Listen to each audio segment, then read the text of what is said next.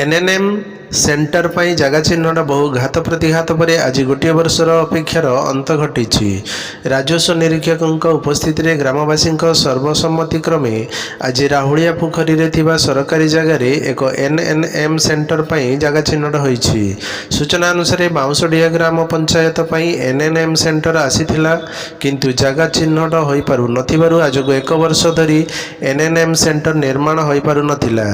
आज करिहंडा ग्रामर किछि वरिष्ठ व्यक्ति एवं ग्रामवासी एकत्रित होई राजस्व निरीक्षक उपस्थित आपोष समाधान पर राहुलिया पोखरी रे थिबा सरकारी जमी रे एक एनएनएम सेंटर निर्माण पर सिद्धांत नि जाइछि।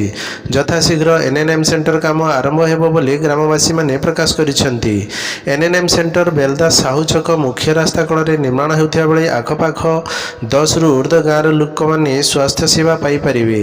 एही बैठक रे करिहंडा ग्रामर मनमथ महांती, कृषक मोर्चा कार्यकारिणी सदस्य शक्तिपद पांडे, वार्ड मेंबर संतोष महाकुढ़, समिति सदस्य संजय माझी, शरद कुमार महांती, शिशिर चक्रवर्ती, मनोरंजन पंडा, मनोरंजन माझी, प्रफुल्ल साहू प्रमुख उपस्थित थिले। आपनक प्रिय संपर्क लाइव।